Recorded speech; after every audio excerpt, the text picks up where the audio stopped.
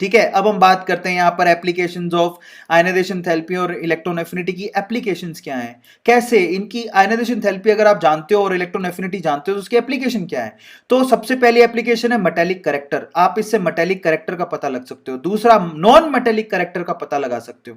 तो मैं आपको समझाता हूं, जिसकी आयनाइजेशन थेरेपी सबसे लो होती है, ध्यान से सुनना, जिसकी आयनाइजेशन थेरेपी सबसे लो होती है, मतलब वो आसानी से इलेक्ट्रॉन छोड़ देता है, उसकी मेटेलिक करेक्टर हाई होती है।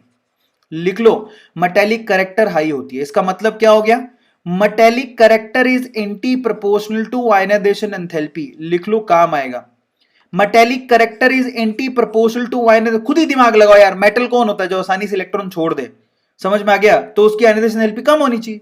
समझ में आया? नॉन मेटेलिक करेक्टर की तरफ चलते हैं। देखो, non metallic character NMC is directly proportional two electron affinity, जिसकी इलेक्ट्रॉन एफिनिटी बहुत ज्यादा होती है, भूखा होता है, मर रहा होता है, दे दो दे दो दे दो दे दो, बस उसकी नॉन मेटेलिक करेक्टर भी ज्यादा होती है। सिंपल, समझ में आ गया? ये आप लोगों को ध्यान रखना है।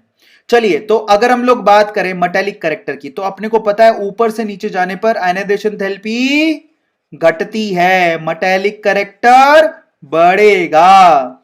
दाएं से बाएं जाने पर आयनाइजेशन थेरेपी घटता है, सॉरी बढ़ता है, तो मेटेलिक करेक्टर घटेगा, क्योंकि हम पढ़ के आ चुके हैं कि metallic character is anti proportional to ionization enthalpy. सबको समझ में आया? इस तरह से नॉन मेटेलिक करेक्टर की तरफ आ जाओ।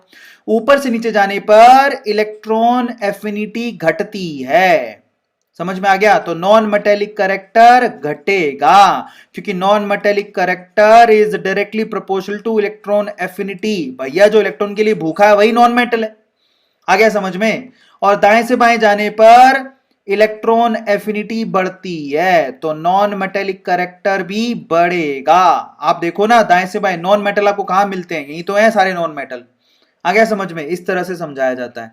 अब आपको मालूम पड़ गया। जरा हम देखें, ऑक्साइड्स भी देख सकते हो, जैसे थर्ड पीरियड के ऑक्साइड देखो आप जरा। सोडियम और मैग्नीशियम का ऑक्साइड मोस्ट बेसिक होता है। समझ में आ गया? दाएं से बाएं जाने पर ऑक्साइड की बेसिसिटी घटने लगती है, याद रखो। समझ में आ गया? क्योंकि ऑक्साइड की basicity, basic character of oxide घटने लगता है, क्योंकि मेटेलिक करेक्टर घटने लगता है। इसका मतलब basic nature is directly proportional to metallic character. अगर मेटेलिक करेक्टर ज्यादा होगा तो बेसिक नेचर ज्यादा होगा। समझ में आ गया? अब आपको पता है कि एल्यूमिनियम का ऑक्साइड एम्फोटेरिक होता है, लेकिन बाद में सारे के सारे एसिडिक ऑक्साइड्स होते हैं, बेसिक नहीं होते। ये बड़ी कॉमन चीज है। तो मेटल के ऑक्साइड बेसिक होते हैं, नॉन मेटल के ऑक्साइड एसिडिक होते हैं। बेसिक करेक्टर जो है वो घटने लगता है अगर मेटेलिक करेक्टर घटेगा तो। सिंपल, समझ में आ गया?